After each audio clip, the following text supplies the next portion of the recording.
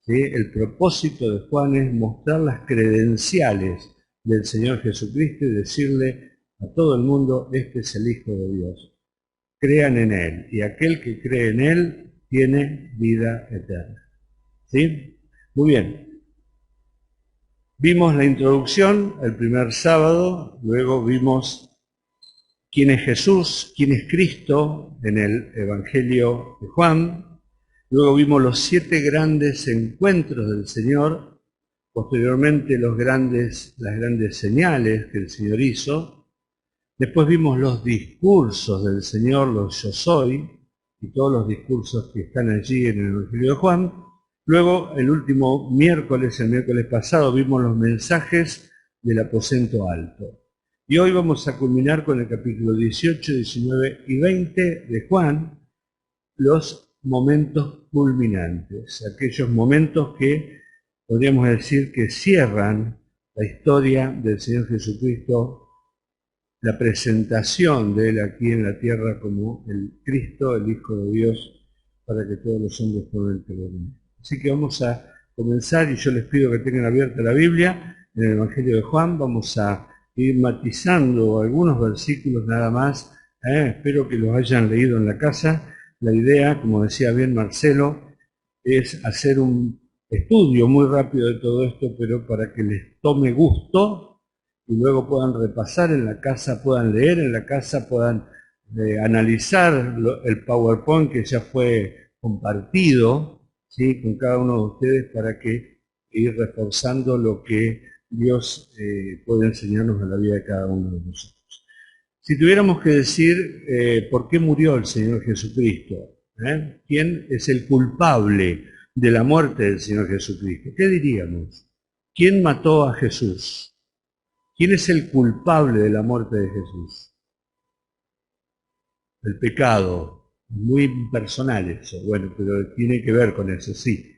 ¿Quién es el culpable? Todos, a ver. Nuestros pecados. ¿Fue Pilatos? ¿Fue Judas? ¿Fue Caifás? Fue parte del plan de Dios. En realidad, cuando una de las formas más irreales de presentar al Señor Jesucristo, falsa de presentar al Señor Jesucristo, es presentarlo a Él como una víctima.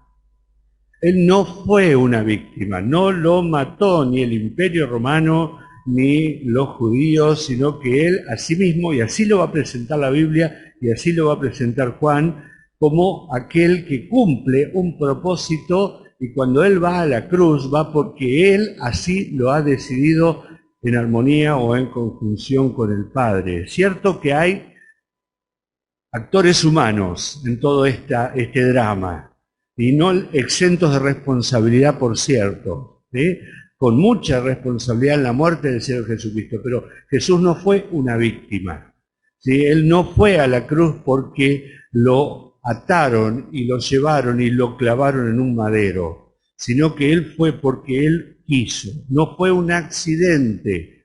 El Señor Jesucristo se ofreció a sí mismo, ¿sí?, a morir por cada uno de nosotros, como decíamos, todos nosotros por nuestros pecados. Él asumió que su muerte era un sacrificio, ¿sí? Por eso Él dejó los cielos, por eso dejó la gloria, por eso vino a la tierra, vino a morir. Cantamos muchas veces, nació para sufrir y, ¿cómo sigue? Y el propósito cumplir, subir a una cruz, fue la misión de amor. El Señor Jesucristo vino a eso, no fue una víctima.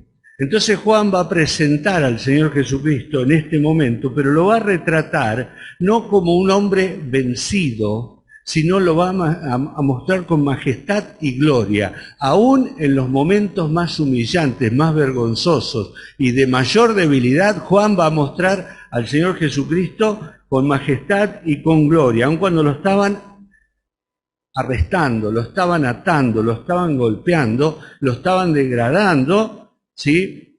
Muestra al Señor Jesucristo como una persona que está siempre segura y dueña de sí mismo, lo que refleja realmente la majestad del Señor Jesús. Vamos a ver el primero de estos momentos culminantes que están en el capítulo 18, 19 y 20 de Juan, que son los eventos finales de la vida de Jesús. ¿Sí? Ahí en este diapositivo dice que su muerte era acorde al plan de Dios y Jesús siempre estuvo al control absoluto de todas las circunstancias, aún de las circunstancias de su muerte. Vamos a ver algo de esto en un ratito. El primero entonces de estos momentos trascendentes, culminantes de la vida del Señor Jesucristo que está narrado en el capítulo 18 es lo que ocurre en el Getsemaní. Ahora, es interesante de que de la oración que veíamos el otro día en Juan capítulo 17 al Getsemaní, Juan no narra lo que ocurre en el huerto de Getsemaní, sino lo de la oración, cuando el Señor les dijo a los discípulos, quédense, velen, no, para que no entren en tentación, ayúdenme, estoy en angustia. No, eso lo narran los evangelios sinópticos. En cambio, el evangelio de Juan narra que el Señor sale ya del huerto de Getsemaní. Getsemaní es un huerto donde había una viña, olivares, y el nombre significa prensa de aceite. Entonces lo que pasa allí dentro del Getsemaní no está relatado por Juan, ¿sí? Ahora, ¿qué es lo que vemos en Juan capítulo 18 en adelante? Dice, habiendo dicho Jesús estas cosas, salió con sus discípulos, o sea, estas cosas es Juan 17, la oración sacerdotal y todo lo que pasó en el aposento alto. Salió Jesús con sus discípulos al otro lado del torrente de Cedrón, donde había un huerto en el cual entró con sus discípulos. Bien. Este huerto entonces es el huerto de Getsemaní. Vuelvo a decir, Juan no narra lo que pasa dentro del huerto. Pero dice el versículo 2, también Judas, el que le entregaba, conocía aquel lugar porque muchas veces Jesús se había reunido allí con sus discípulos. Getsemaní, como dice, bueno, lo primero que vamos a ver es 4 puntos aquí del Señor. Primero, la valentía de Jesús, el poder de Jesús, el amor de Jesús y la obediencia de Jesús, en este pasaje, ¿sí? En el Getsemaní. Getsemaní era conocido por Judas, dice el evangelista, porque el Señor Jesucristo muchas veces se había reunido allí con los discípulos. La Biblia habla de que el Señor estuvo en ese monte, el monte de los olivos, donde estaba el huerto de Getsemaní. El Señor Jesucristo dio el discurso del olivete, ¿sí? Pero muchas veces Él había estado allí con sus discípulos y había pasado allí noches anteriores a esta, había pasado allí en la semana de la Pasión.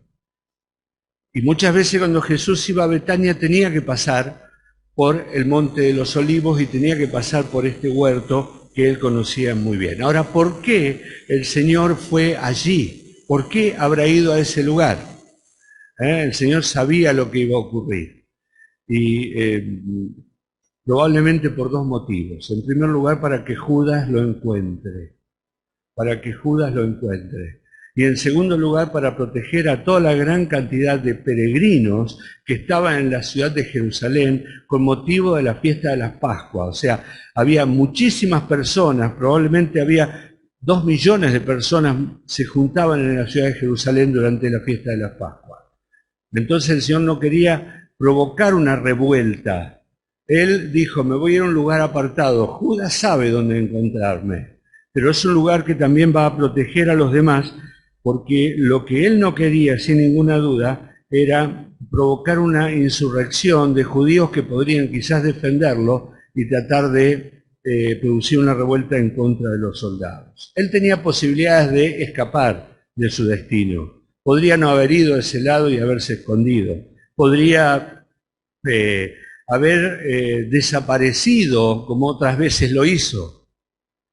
Podría haber aprovechado el momento en que Él se presenta como yo soy, que todos los soldados y todos caen al piso para escapar.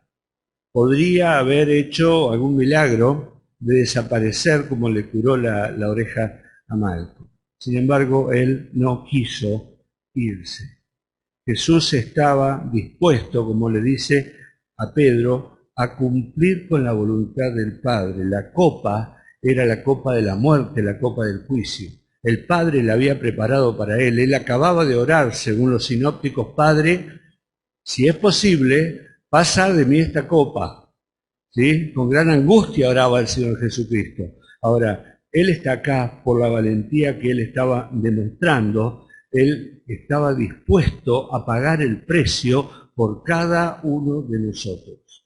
Y no solamente el precio del sufrimiento humano, que era indescriptible lo que sufría una persona cuando era clavada en la cruz, sino el sufrimiento espiritual de cargar sobre sí el pecado de toda la humanidad, el sufrimiento espiritual de estar separado del Padre, aunque sea por muy poco tiempo.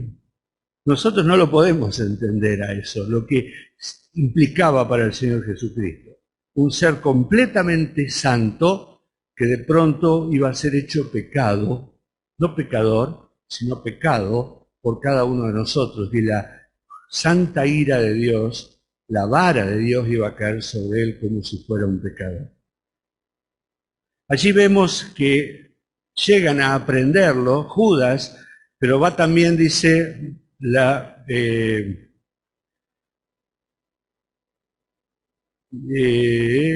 una compañía de soldados. Miren, la ciudad de Jerusalén tenía una compañía de soldados para evitar durante las fiestas, especialmente la Pascua, tenía una compañía de soldados. Iba el gobernador, que en este caso era Poncio Pilato, y con él una compañía de soldados. La compañía de soldados, según algunos, eran 600 o podía llegar a 1000 soldados. ¿Sí? O sea que la ciudad de Jerusalén estaba fuertemente custodiada por los soldados romanos. Ahora, no creo que haya sido toda la compañía la que haya ido a buscar al Señor Jesucristo. Hay quienes dicen que probablemente haya sido un destacamento, que eran 200 soldados. Pero iban a buscar al Señor Jesucristo porque iban acompañando los alguaciles. ¿Y quiénes eran los alguaciles? Era la policía del templo, eran judíos. Iban los alguaciles, iban los soldados, hasta el tribuno dice que fue. O sea, el capitán, el jefe de todos los soldados, fue también esa noche junto a Judas a buscar al Señor Jesucristo. ¿Sí? No se sabe cuántos soldados, pero seguramente fueron muchos soldados, porque también tenían que tratar de evitar las revueltas, tenían que tratar de evitar las escapadas, si el Señor Jesucristo se escondía, por eso iban con antorchas, con teas, aunque la Pascua ocurre en la luna llena, ¿no? La Pascua judía ocurre en la luna llena, entonces se veía muy bien. ¿Para qué eran las antorchas? Por si el Señor se escapaba por los laterales, se iba por el monte. ¿Sí? Iban preparados ellos. Muchos soldados, alguaciles, hasta el tribuno para tratar de contener todo lo más posible todo, ¿sí? Pero el Señor Jesucristo no intentó huir. El Señor Jesucristo en ningún momento quiso sacarse, sino que se adelantó a ellos, salió al frente. Por eso vemos la valentía del Señor Jesucristo, que en ningún momento Él intentó escaparse ni esconderse, aunque Él sabía muy bien lo que iba a pasar por su omnisciencia, Él estaba completamente en dominio de la situación, pero Él se rindió voluntariamente. Él en ningún momento intentó escapar y tuvo que soportar el beso traidor de Judas, que se acerca con una muestra de compañerismo, de intimidad, de afecto, de respeto, a saludar al Señor Jesucristo, marcándolo para que los soldados lo pudieran tomar. Pero no solamente vemos la valentía, sino el poder del Señor Jesucristo. El versículo 4 dice: cuando Él se adelanta y les dice, ¿a quién buscan? Y Él dice a Jesús, ellos le dicen, a Jesús Nazareno. Jesús le dijo, yo soy.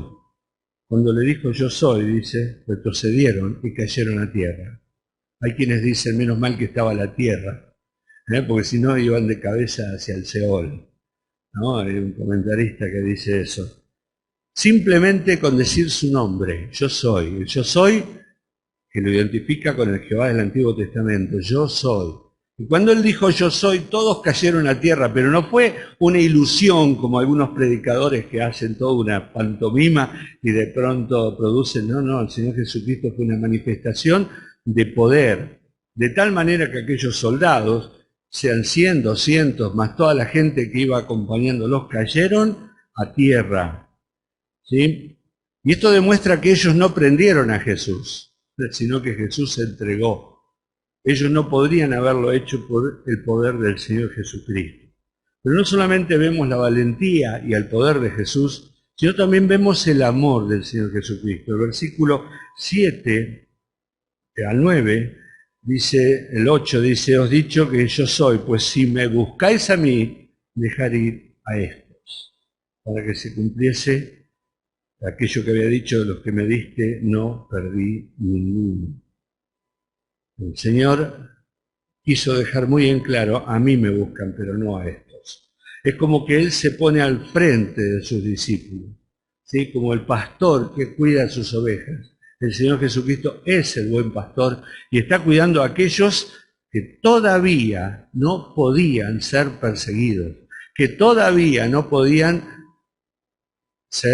soportar la persecución. ¿Por qué? Porque todavía estaba Él para protegerlos. Pero cuando Él se fuera, vendría ¿quién? El otro consolador.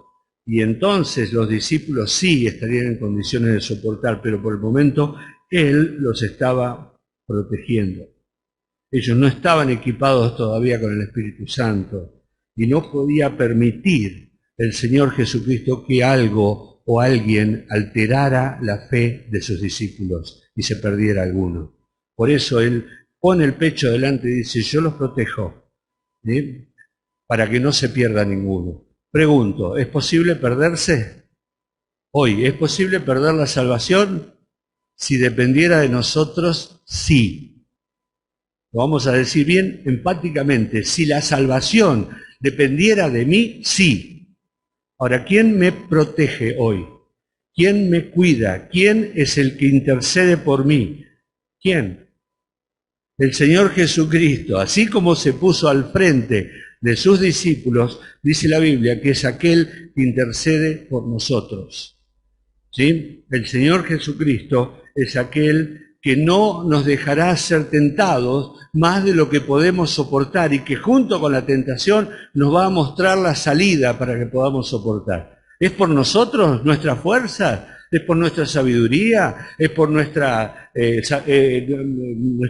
tiempo de cristianos que soportamos? ¿Es por nosotros? No, es por el Señor Jesucristo, que sigue protegiendo a su pueblo. Él es el abogado que intercede por nosotros, así como lo hizo en aquella oportunidad. Y por último vemos la obediencia del Señor. La obediencia del Señor en el versículo 10 y 11. Pedro hace una de sus locuras habituales y toma una espada o un cuchillo largo, podríamos decir una espada corta, y le corta la oreja al siervo del sumo sacerdote que se llamaba Malco. Probablemente no quería cortarle la oreja, yo creo que quería cortarle la cabeza, hubiera sido un desastre. ¿Por qué? Porque había muchísimos soldados ahí. Iban a perderlos, el Señor Jesucristo no vino a perder las almas, vino a ganarlas. Pedro todavía no lo había entendido, ¿sí? Fue un acto temerario de Pedro, porque puso en riesgo a todos. Si los soldados respondían de la misma manera, pero estaba el Señor ahí, ¿no? El Señor que había logrado aquietar las cosas, que hace el acto de sanidad. No sé si le creó una nueva oreja, no sé si le pegó la oreja que le había volado, si se la cosió, pero sanó a aquel hombre. Y dice uno de los escritores, dice uno de los comentarios, la señal de la curación de la oreja debería haber sido suficiente motivo para caer a los pies de Jesús y adorarlo. Aquellos que estaban tratando de prender al Señor Jesucristo al ver lo que Él estaba haciendo, pero estaban endurecidos, su corazón estaba tan endurecido que aún viendo, como dice Juan, tantas señales que Él hizo, en el capítulo 12 dice eso, no creyeron en Él. Y Pedro seguía sin entender, ¿no? No era a través de la espada. Si el Señor hubiera elegido ese camino, no hubiera buscado 12 discípulos temerosos para que sean sus guardaespaldas. No necesitaba de ellos. ¿Qué era? Era la copa del Padre. Dice el versículo: mete tu espada en la vaina, la copa que el Padre me ha dado no la he de beber. Es la misma copa que acababa de orar hacía unos minutos nada más. Padre, si es posible, pase de mí esta copa. Ahora Él sabe, es la copa del Padre. Por lo tanto, allí se ve la obediencia de Jesús. Primer acto, digamos, o primer momento culminante. Seguimos con la historia en el capítulo 18. El próximo acto culminante está ante los sacerdotes, del versículo 12 al 27. Dice el 12: entonces la compañía de soldados, el tribuno y los alguaciles de los judíos prendieron a Jesús y le ataron y le llevaron primeramente a Anás, porque era suegro de Caifás, que era sumo sacerdote aquel año. Era Caifás, escuchen bien, el que había dado el consejo a los judíos de que convenía que un solo hombre muriese por todo el pueblo. El Señor Jesucristo va a volver a mostrar al Juan va a volver a mostrar al Señor Jesucristo en toda su dignidad, aún en estos momentos en los cuales, como decíamos antes, más degradantes a los cuales fue sometido. Ahora va a ser enjuiciado. Va a ser enjuiciado primero por los judíos, un juicio religioso, y luego por los romanos a través de Pilato y Herodes, un juicio civil. El juicio, tanto uno como otro, tuvieron 3 fases. Sin embargo, Juan no va a nombrar todas, estas las sabemos al comparar los distintos evangelios. Esa madrugada estaban los soldados, el tribuno y los alguaciles. Y esto solamente lo dice Juan, lo ataron al Señor Jesucristo. El Señor Jesucristo fue atado. Ellos quizás pensaban que las manos eran lo peligroso, no sé por qué ataron al Señor. Si el Señor con su voz podía haber hecho desastres, pero no, lo ataron y lo llevaron atado sin ninguna duda para demostrarle al Señor Jesucristo, digamos, los soldados, cómo lo despreciaban. Lo ataron y lo llevaron atado, ¿sí? Custodiado y atado. Y lo llevaron en primer lugar, dice, a la casa de Anás. Anás había sido sumo sacerdote tiempo antes y ahora su yerno, que se llama Caifás, era el sumo sacerdote. Anás había sido, lo habían quitado, se lo había quitado de la función de sumo sacerdote por un gobernador romano anterior a Pilato.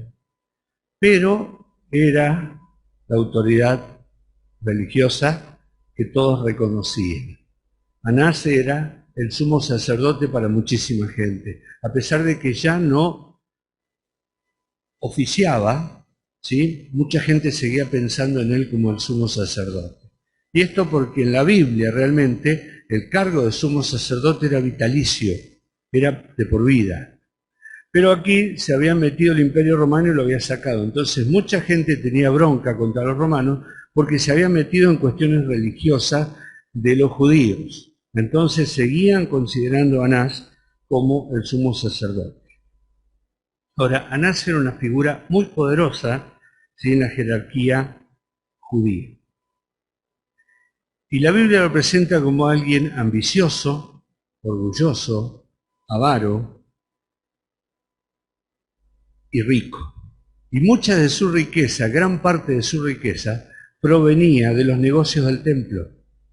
Allí había venta de animales, cambio de monedas, porque venían judíos de todos lados. Y si traían su corderito, le decían, no, este corderito no lo podés usar, tenés que matar uno de los nuestros. Y si traían moneda extranjera, le decían, no sirve acá el dólar, acá es moneda argentina. ¿Sí? No, pero en mi país se usa dólar. No, yo te lo cambio. Por supuesto que el cambio siempre era desfavorable para el que cambiaba. Entonces, el Señor 2 veces limpió el templo. 2 veces se metió en los negocios de Anás. Por eso Anás tenía muchísimo odio con el Señor Jesucristo y especialmente era el primero que quería verse o verlo al Señor Jesucristo humillado. Y quería regodearse, como decimos, viendo la humillación y la muerte del Señor Jesucristo. Era el primero que quería disfrutar de ese espectáculo. Y allí comienzan los juicios al Señor Jesucristo. Una verdadera farsa. Una farsa porque primero se hizo de noche y no se podían hacer juicios de noche. Segundo, porque no se le dio oportunidad de defensa. Tercero, porque la sentencia ya estaba dictada de antes. La sentencia estaba dictada mucho tiempo antes. Lo único que estaban intentando hacer ellos es darle una cierta legalidad a algo que era ilegal.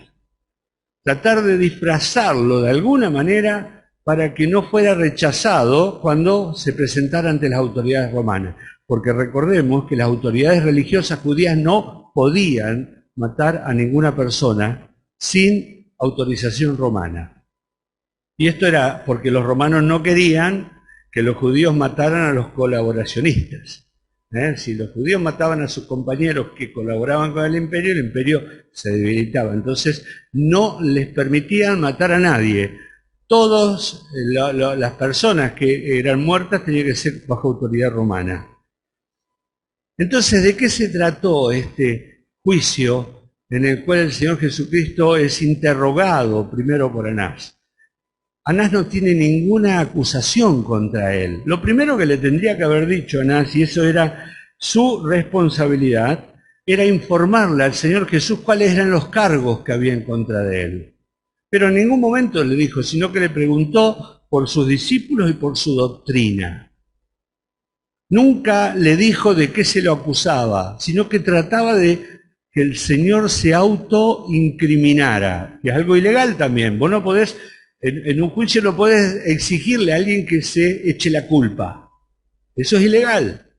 Ahora, Anás en todo momento intentó que el Señor Jesucristo se autoincrimine y que también involucre a sus discípulos. Entonces también los iban a poner presos a ellos. Cuando el Señor Jesucristo le contesta a Anás sobre la doctrina, le dice, ¿por qué me preguntas a mí? Preguntá a todos estos, si yo siempre prediqué en voz alta y abiertamente. Viene un alguacil y lo bofetea al Señor Jesucristo. Capaz que quería hacer buena letra ante el sumo sacerdote, ¿no? Pero lo abofetea al Señor. Y el Señor dice, ¿por qué me pegas? Otra cosa ilegal. No se podía golpear a los reclusos, a los que eran juzgados. ¿Por qué me golpeas? Si hice algo mal, decime que hice mal. Quizás lo mejor sea que intentemos corregirlo. Eso es lo que le está diciendo el Señor. Y entonces Anás, después de todo interrogatorio, dice que como vio que no adelantaba nada, se lo mandó a Caifás. ¿Por qué lo manda a Caifás? Porque Caifás era el sumo sacerdote formal y era el único que podía presentar acusaciones en contra de Jesús ante los romanos. Ahora, en este pasaje también tenemos la negación de Pedro, en este mismo pasaje, en este momento. Dice que Pedro estaba afuera. Fíjense las posiciones de Pedro. Pedro estaba afuera primero. Todos los discípulos se habían ido. Se ve que en algún momento se le pasó el miedo a Pedro, ¿sí? Y recapacitó y trató de volver. Esto lo dice Juan. Trató de volver y se acercó a la casa del sumo sacerdote. Dice que juntamente con él iba otro discípulo, no dice quién es ese otro discípulo, pero ese otro discípulo le franquea la puerta porque era amigo del sumo sacerdote, o amigo o conocido, probablemente era Juan.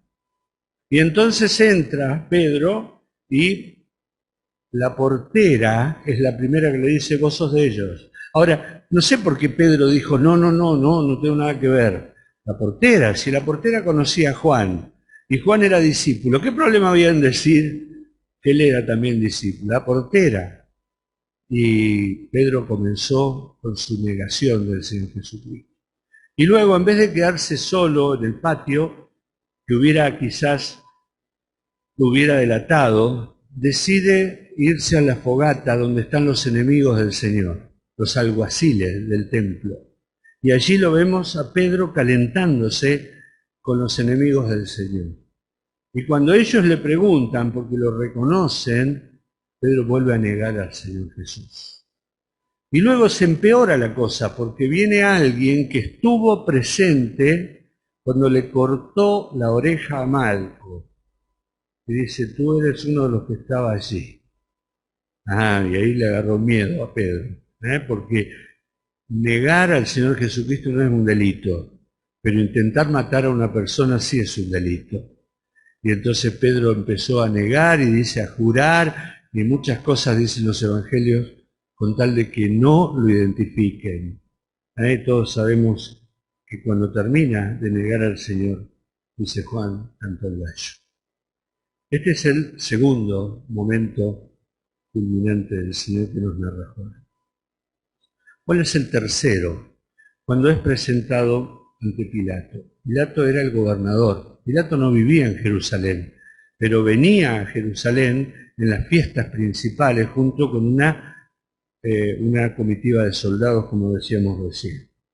Ahora Juan no narra qué pasó en la casa de Caifás, ni narra el tercer episodio del juicio religioso que pasó ante el Sanedrín. Juan directamente toma la situación ya llegando los judíos, arrastrando al Señor Jesús o empujando al Señor Jesús, llevándolo ante el pretorio. El pretorio era como la casa, vamos a decir, de Pilato. ¿Sí? El pretorio era el palacio donde vivía Pilato, donde él tenía su tribunal, podríamos decir, juzgaba las cuestiones que se le presentaban. Ahora fíjense, verso 28, dice, llevaron a Jesús de casa de Caifás al pretorio. No se nos narra qué pasó en la casa de Caifás, ni tampoco lo del Sanedrín. Era de mañana y ellos, fíjense, no entraron en el pretorio para no contaminarse y así poder comer la Pascua. Los judíos no entran en la casa de los gentiles porque no quieren contaminarse. Una de las peores contaminaciones que tenía el judío era cuando tocaban un muerto. ¿Sí? Eran 7 días que iban a pasar en que se tenían que decontaminar, que se tenían que purificar. Los gentiles los judíos pensaban que los gentiles a los abortos y a los bebés que habían nacido muertos, los arrojaban de su misma casa a la alcantarilla. Por eso ellos no entraban a la casa de los gentiles para no contaminarse. Ese era el motivo. Y el pretorio era la casa de Pilato. Así que dijeron, no vamos a entrar, ¿sí?, a la casa de Pilato porque nos vamos a contaminar.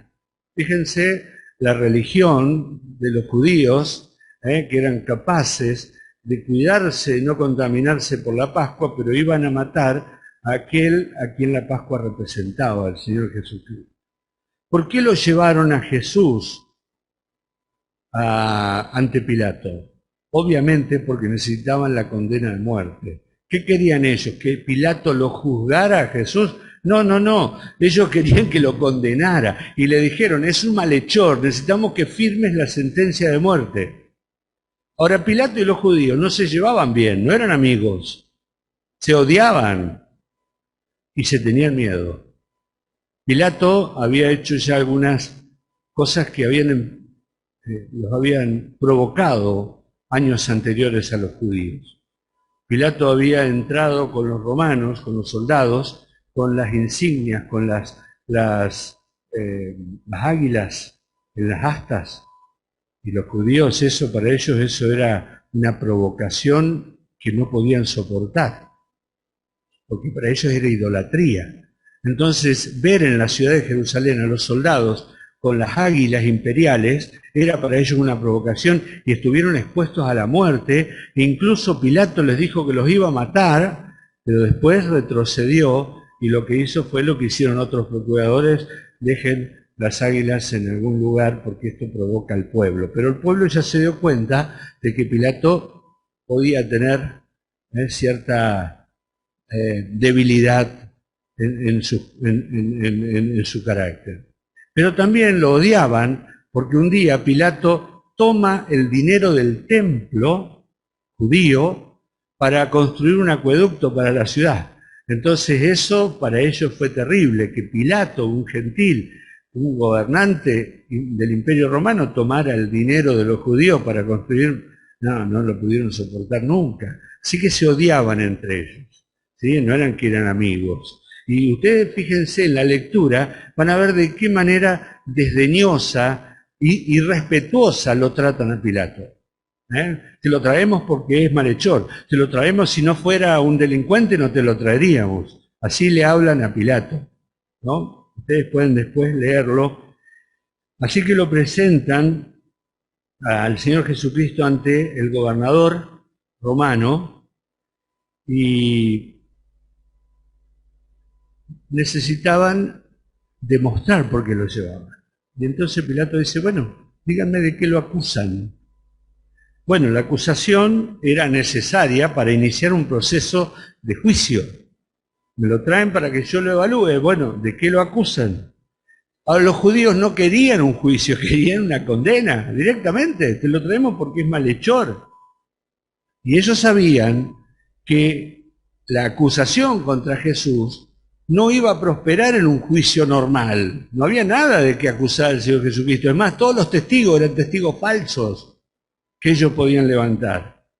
Así que simplemente dijeron, queremos que firmes la muerte. Pero no hubo ninguna acusación de una violación legal específica. No, el Señor Jesucristo no violó nunca una ley. Ahora, Pilato se dio cuenta de lo que ellos querían, pero Pilato estaba molesto con los judíos por el trato con lo cual irrespetuoso que ellos se dirigían a él. Aunque después iba a ceder, inicialmente se opuso. Entonces dice, bueno, voy a interrogar al acusado. ¿Cuál era la acusación? La acusación es que él se hizo a sí mismo rey, ¿no? Dice Pilato, acá tengo algo que investigar. ¿Sí? ¿Por qué? Porque si hay una persona que se dice rey, el rey es el César. Y yo soy representante del César. Si alguien dice que es rey, estamos en problemas y quizás sí estemos hablando de una sedición dentro del pueblo judío. Entonces, lo que tengo que averiguar, dice Pilato, si este hombre que está delante mío es una amenaza para el imperio o no. Y le dio a Jesús la oportunidad de declararse inocente o culpable. ¿Tú qué dices? ¿Tú qué eres, inocente o culpable? ¿Sí? Verso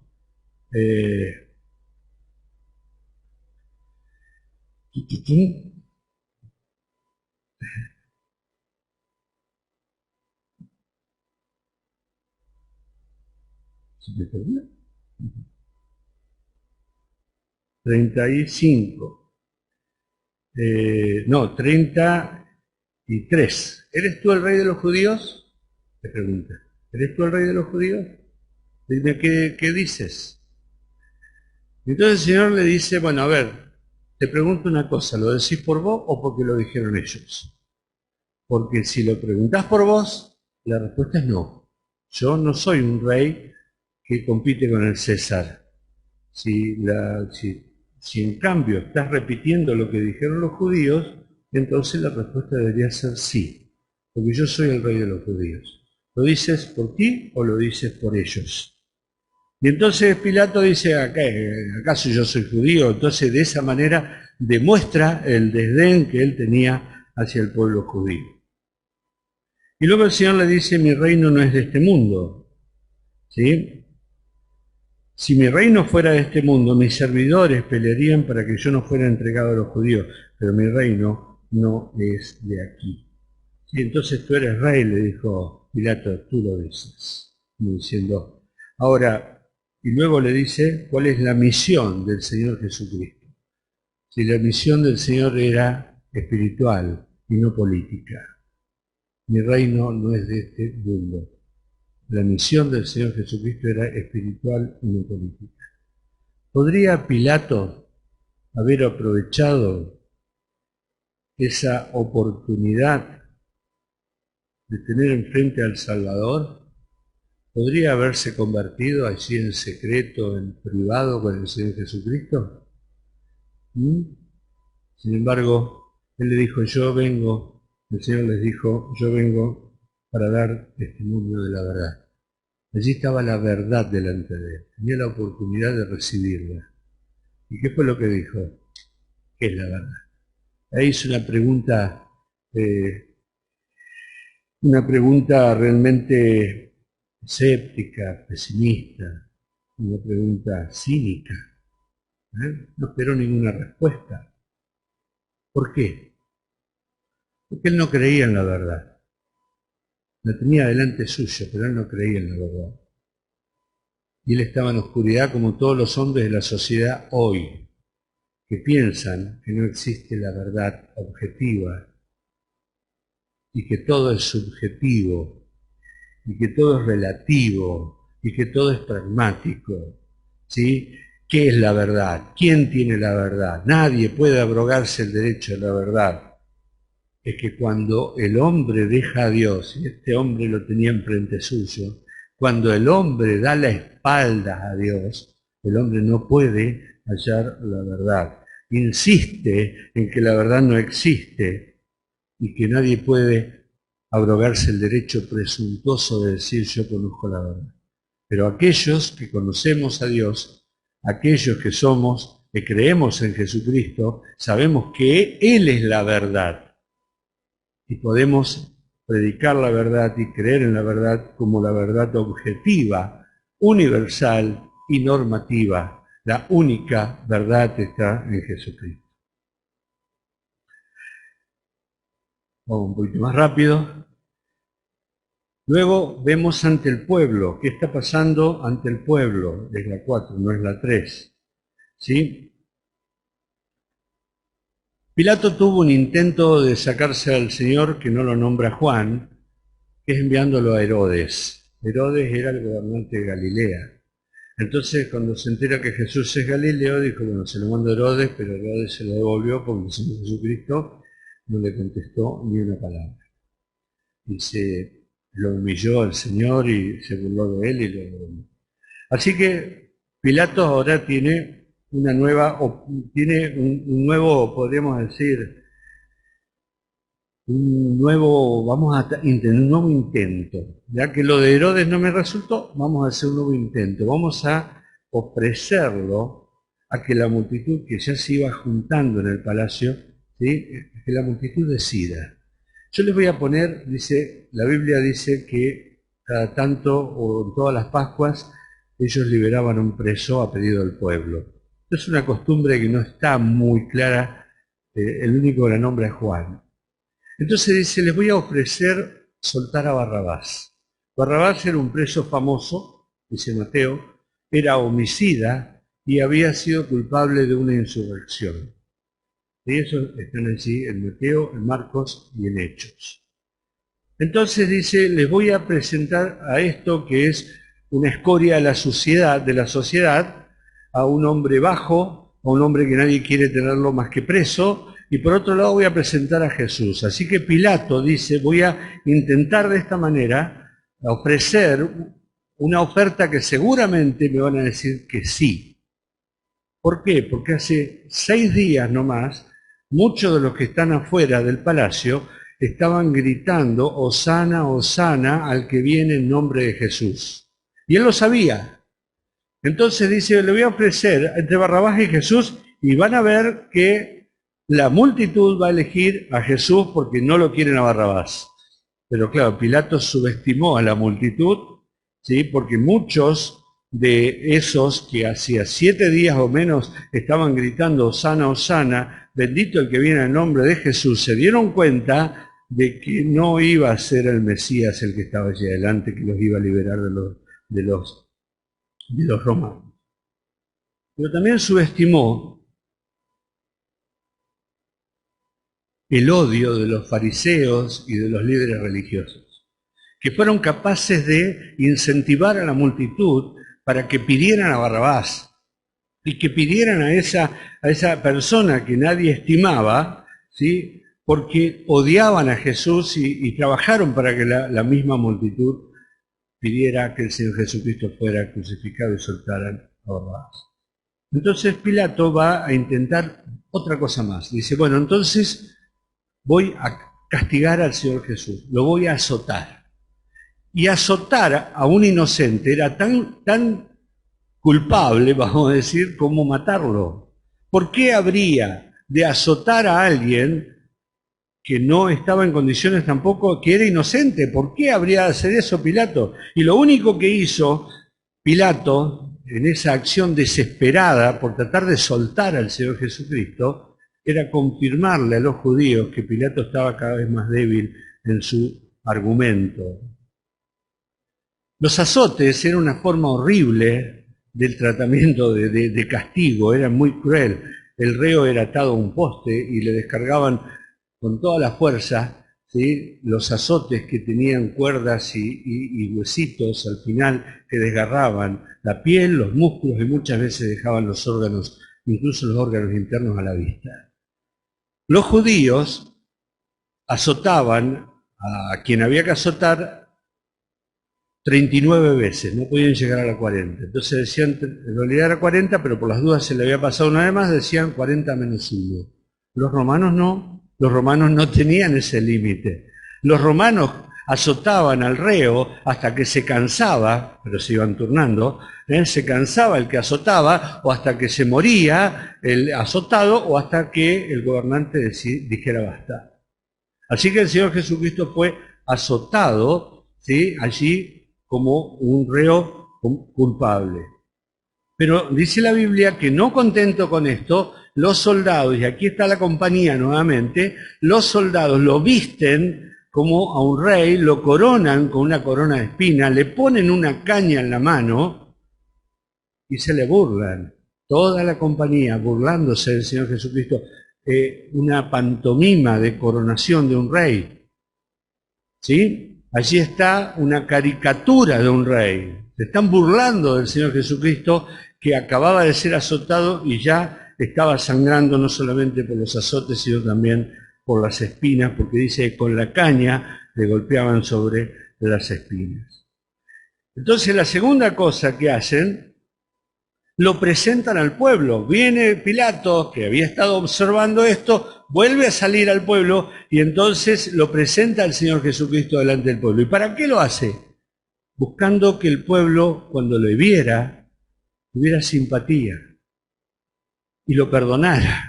Porque ya no era un peligro para nadie, mire, era un hombre desfigurado lo que estaba allí, un espectáculo tremendo, amoratado, lleno de sangre, golpeado completamente, no era casi un hombre, dice Isaías, de tal manera fue desfigurado su rostro, de tal manera que no parece un hombre.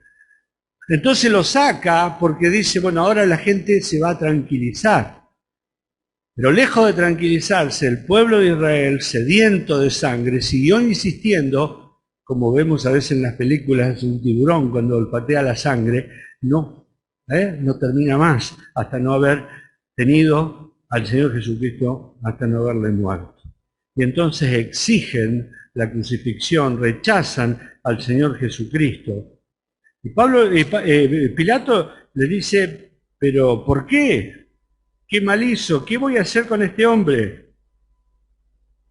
Pilato poco a poco fue cediendo a la presión, ¿sí? Y entonces, en el versículo 7 del capítulo 19, dice cuál es realmente la acusación. Dice, ellos le respondieron, nosotros tenemos una ley, y según nuestra ley, debe morir, porque se hizo a sí mismo hijo de Dios. Y esta es la verdadera razón. No era una razón política, no es que era un rey que iba a poner en riesgo al César. El problema era religioso. Pero cuando Pilato escucha esto, lo vuelve a meter a Jesús adentro y lo va a volver a interrogar. ¿Sí? Lo va a volver a interrogar porque Pilato está entrando en pánico y dice, pero ¿de dónde eres tú? Pero no le está preguntando de qué provincia venís, sino, ¿eres de este mundo o de otro mundo? Su esposa, dice Mateo, le mandó avisar, che, ojo con este hombre porque anoche sufrí mucho con él. Parece que Pilato es supersticioso y él tiene miedo de haber estado azotando a una deidad, a una divinidad. Y entonces vuelve a interrogar, ¿perteneces al reino de los hombres o perteneces al reino de los dioses? Eso es lo que le está preguntando, ¿de dónde eres tú? Y el Señor Jesucristo guardó silencio. porque el Señor Jesucristo ya le había mostrado la verdad y él la había rechazado. Entonces esto lo irrita a él. Y dice, ¿por qué no me contestas? ¿Sí? ¿No sabes que tengo, y fíjense lo que le dice, ¿no sabes que tengo autoridad para crucificarte o para soltarte? Él mismo está diciendo, yo soy responsable de tu vida.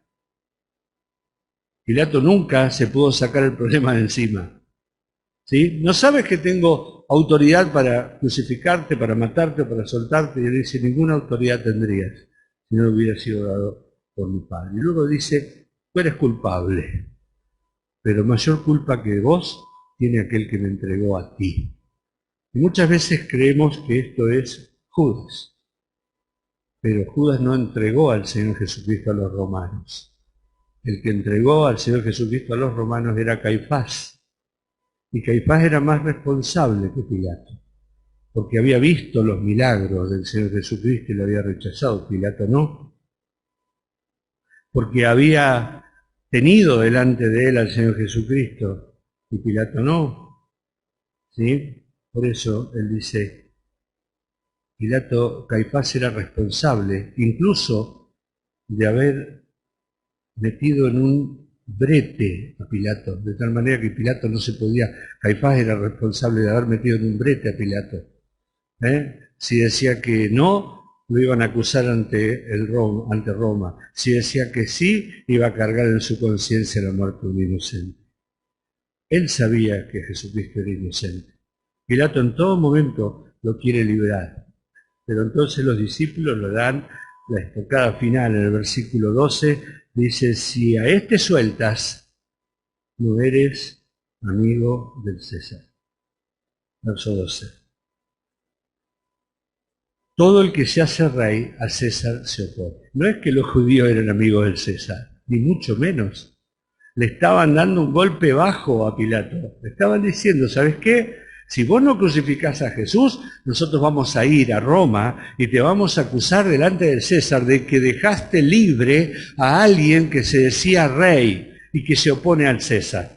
Y ese fue ya el golpe final para Pilato, el límite para él. Él no podía arriesgarse a perder su cargo y aún su vida por acusaciones que le hicieron los judíos delante del César. Y entonces dice, ¿saben qué? Aquí está su rey. Este es su rey. Una frase llena de sarcasmo, lo presenta al Señor Jesucristo, imaginemos el aspecto del Señor. Este es el rey que ustedes tienen, esto es lo que ustedes se merecen.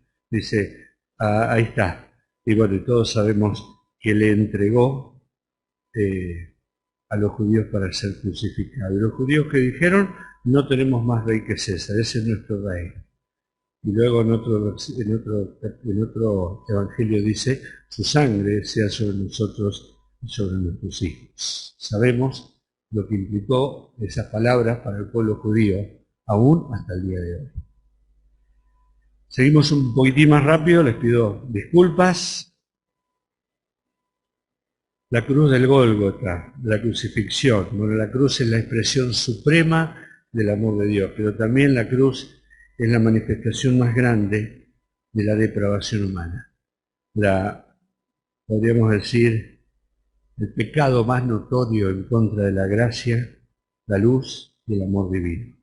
Los juicios terminaron, el Señor Jesucristo ahora iba a ser crucificado. El Señor Jesucristo carga su cruz, eso lo dice Juan. Es llevado fuera de la ciudad a un lugar que se llama Monte, el Gólgota, o también llamado Monte de la Calavera o Calvario. Es interesante porque los sacrificios por el pecado se quemaban fuera de la ciudad. El Señor Jesucristo iba a sufrir, real afuera, como cantamos en un himno, real afuera, fuera de la ciudad. Iba a llevar el pecado de todo el mundo. Jesús cargaba su cruz, era una forma romana también de que todos vieran que el acusado tenía una consecuencia de sus actos. Esa cruz simbolizaba que él llevaba sobre sus hombros, simbolizaba el precio que tenía que pagar por sus pecados. Jesús fue crucificado y la crucifixión era una muerte dolorosa. No vamos a detenernos aquí, pero muy vergonzosa. Estaban desnudos y lenta, lenta. 2, 3 días colgado, y muchas veces se los dejaba hasta que se podría el cuerpo en la cruz y hasta que lo comían las aves. ¿Sí? Se los dejaba allí y morían lentamente, y morían más que nada de sed, de fiebre, de shock, por la pérdida de sangre, y muchas veces de una manera piadosa, vamos a decir así, se les quebraban las piernas para que no pudieran levantarse y murieran por asfixia. O sea, moría por el dolor, o sea, el quebrar las piernas producía dolor, pérdida de sangre, más sed, más fiebre, más shock, y morían por el esfuerzo respiratorio porque ellos no podían respirar. La crucifixión del Señor Jesucristo cumplió muchas profecías del Antiguo Testamento, la serpiente de Moisés, de Números capítulo 28, el Salmo 22, que es un salmo de David. Hay muchísimas expresiones que tienen que ver desde el versículo 1, que es Elí, Elí, lama sabactaní, Dios mío, ¿por qué me has desamparado? Allí se ve el escarnio público, los enemigos, como toros y leones los judíos, como búfalos y perros los gentiles, la descripción del tormento físico, el agotamiento, la sed, el descoyuntamiento, la soledad, la vergüenza. Horadaron mis manos y mis pies, dice el salmista, y sobre mis ropas echaron suerte. Y en Isaías capítulo 53, verso 12, está esto de que fue contado con los pecadores. Él murió junto a dos malhechores. Se le colocó un título escrito en los 3 idiomas, hebreo, latín y griego, para que todo el mundo lo pudiera ver. Jesús Nazareno, rey de los judíos. Lo escribió Pilato, dijo, esto es lo que va a decir. Los judíos se opusieron, Pilato dijo, no, esto es lo que va a decir. Y sin ninguna duda, Pilato estaba evangelizando a todos a través de ese acto de que Jesús es el rey de los judíos. Dios utiliza muchas veces a pecadores para alcanzar sus propósitos. Jesús se queda sin ropa, lo desnudan y lo sortean, también allí hay un cumplimiento, como decíamos. Jesús se ocupa de su madre y de su discípulo, aquí tu madre, aquí tu hijo. Desde aquel día Juan lo recibió en su casa. Jesús cumple la última de las escrituras en vida, que es tengo sed, del Salmo 69, y le dieron a beber un vino avinagrado que tomaban los soldados. Y finalmente la expresión final de la cruz de victoria, consumado es. Una expresión que alguna vez hemos escuchado de Marcelo decir tetelestai, que significa el pago está realizado. Todo está pagado. Ya nada se debe, no hay que agregar más nada. Pago total de la deuda. Un grito de triunfo, un grito de victoria. La culminación de la redención del hombre. Nada se puede o se debe añadir. Y en ese momento el Señor Jesucristo entrega su Espíritu. Él escoge el momento de entregar su Espíritu. ¿Sí? Una de las cosas más extrañas o difíciles de la muerte es que no sabemos cuándo llega, ¿verdad? No sabemos cuándo llega. El Señor Jesucristo en todo momento estuvo al control de toda la situación y cuando Él quiso, entregó su Espíritu. Él no fue sorprendido por la muerte. Luego de eso, Juan dice que Jesús es traspasado por un soldado, porque le ve muerto, pero le quiebran las piernas a uno, le quiebran las piernas a otro, y al Señor Jesucristo había una profecía que decía que no se le tenía que quebrar hueso, no le quebran las piernas, pero le introduce una lanza probablemente por debajo del diafragma hasta el corazón, abre el corazón y sale sangre y agua, dice el escritor. Esto quiere decir que el corazón ya se había detenido hace tiempo. Y la sangre había coagulado y el suero ya se había separado de los elementos formes de la sangre. Entonces, esa es una evidencia absoluta de que Jesús estaba muerto, porque muchos dicen de la resurrección que Jesús en realidad no murió y que luego se levantó por sí mismo. ¿Sí? Y eso también es un cumplimiento de una profecía. Zacarías 12:10 dice, mirarán a mí, o mirarán al que traspasado. ¿Me dan 5 minutos más? ¿Sí? El paseo, ¿no? Bien. La cruz, el sepulcro. Esto está en 19 del 38 al 42. La resurrección iba a ser la demostración final de la deidad del Señor Jesucristo. Ahora, hay una profecía que dice, se dispuso con los impíos su sepultura, más con los ricos fue en su muerte. Rara esta profecía porque el Señor no era rico, no era como Eduardo. El Señor no era rico y sus seguidores tampoco lo eran. Pero Dios movió el corazón de un hombre rico, José de Arimatea. Y José de Arimatea puso el sepulcro, un sepulcro nuevo que estaba en un huerto. Y no solamente eso, sino que él, tal como dice aquí, la muerte de Jesús tuvo consecuencias impactantes en algunas personas. Conquistó el miedo de un discípulo secreto, José de Arimatea. José de Arimatea perdió el miedo, él fue y pidió el cuerpo de Jesús. En un momento difícil, porque Pilato estaba muy enojado con los judíos. Lo habían obligado a matar al Señor Jesucristo. Sin embargo, él fue y pidió el cuerpo del Señor Jesucristo. Pero también dice que conquistó el miedo de un discípulo cobarde. No solamente un discípulo secreto, un discípulo cobarde. Este era Nicodemo.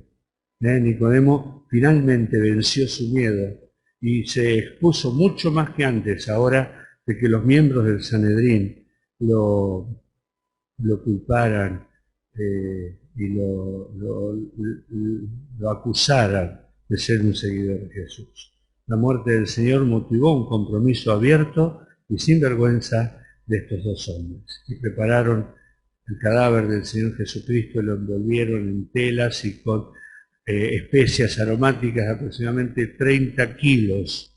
Envolvieron al Señor Jesucristo con mucho cuidado y lo envolvieron en una sábana y lo pusieron en un sepulcro. Seguimos. El último evento narrado por Juan en el capítulo 20 es la resurrección del Señor Jesucristo. La resurrección es la demostración final del poder de Dios y por lo tanto una prueba de la deidad del Señor. ¿Sí? Una demostración del poder de Cristo, un cumplimiento de las profecías del Antiguo Testamento. David dijo, no dejarás que tu siervo en el Seol, una profecía en el Antiguo Testamento, un cumplimiento. Fue la confirmación de que la expiación había sido terminada y aceptada por Dios y la santidad de Dios había sido vindicada. Y por último fue la prueba convincente e irrefutable de la deidad del Señor Jesucristo. Él dijo, así como Moisés levantó la serpiente, y luego dijo, cuando la generación busca señal, yo les voy a dar la señal de Jonás. La señal de Jonás es 3 días bajo el agua y luego afuera. Así el Hijo del Hombre estará 3 días en la tierra, en el corazón de la tierra, y luego resucitará. Y también cuando habló de la reconstrucción del templo en 3 días. Él dijo, en 3 días lo reedificaré. ¿Cómo es esto? Por más de 70 años se construyó el templo. ¿Cómo lo vas a reedificar en 3 días? Estaba hablando, dice la Biblia, del templo de su cuerpo. ¿Qué es lo que dice Juan? Que la primera en llegar al sepulcro fue María Magdalena. ¿Sí? ¿Y qué pasó? En realidad las mujeres salieron, 4 mujeres salieron con especias el domingo a la mañana a darle los últimos toques al envoltorio de un muerto. Y se encontraron con una piedra removida. Ellas iban pensando, ¿quién va a remover la piedra? Ahora Juan habla de María Magdalena. Ella llega primero, se ve que salen todas juntas, pero María Magdalena llega cuando era de noche. Mateo dice que las demás mujeres llegaron cuando ya había salido el sol. Entonces María Magdalena es la primera en llegar. ¿Y qué se encuentra? Una piedra removida y un cuerpo que no está. Y piensa que alguien se robó el cuerpo del Señor. Y entonces, ¿qué hace? Vuelve rápido a encontrar a Pedro y a Juan. Las otras mujeres, por los otros evangelios, llegan al sepulcro y se encuentran con los 2 ángeles. Cuando María va a buscar a Pedro y a Juan, le dice, vienen todos de vuelta, en algún momento el Señor Jesucristo se le aparece solo a María. Lo vamos a ver ahí. ¿Sí? ¿Qué hacen Pedro y Juan? Llegan al sepulcro. Dice que Juan llega primero, pero no se anima a entrar, o decidió no entrar. Y luego llega Pedro como impulsivo como es y ve que todos los lienzos están atados, como cuando el Señor Jesucristo estaba dentro. Y luego el sudario, dice, estaba caído afuera, como si se hubiera vaciado. Muy distinta la resurrección del Señor con la resurrección de Lázaro. Lázaro, ven fuera, salió caminando como pudo, y el Señor que dijo, desátenle y háganlo andar. Porque él no se puede desatar a sí mismo. No fue así con el Señor. Estaba todo el envoltorio, pero faltaba el contenido. De tal manera que dice, cuando ellos vieron, creyeron. Más o menos creyeron, porque todavía cuando llegan las mujeres allá no le creían del todo. Pero se dieron cuenta de lo que había pasado viendo el sudario que había caído como si desapareció el contenido y el envoltorio completo del cuerpo. Así que allí la vemos a María Magdalena descubriendo esto. María Magdalena luego va a los discípulos llegan y creen una vez que ven el Señor Jesucristo. Y luego luego comienzan las apariciones del Señor. Ya termino. Las apariciones, la primera aparición es de María Magdalena. La segunda al resto de las mujeres. Pero Juan habla de María Magdalena. María se quedó, cuando vuelve con los discípulos, se queda llorando allí al lado del sepulcro. Y ve a los dos ángeles que habían visto las otras mujeres y le preguntan, ¿dónde está? Y no se da cuenta, pero siente que detrás suyo hay alguien. Y cuando se da vuelta está Jesús. ¿Sí? Y ella cree que era el hortelano. Y le dice, ¿dónde lo pusiste?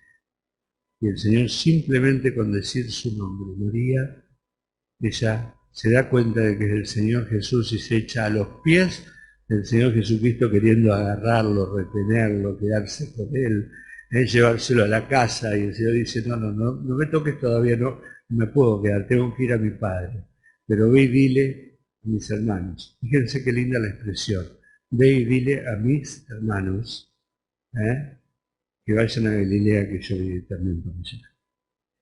Le comisionó a María Magdalena para ir a anunciar la resurrección a los hermanos. El Señor Jesucristo, después se le aparece a Pedro, de esa no tenemos nada, después se le aparece a los discípulos, estando Tomás ausente, a los 10, y al domingo siguiente se le aparece a los 11, estando Tomás presente.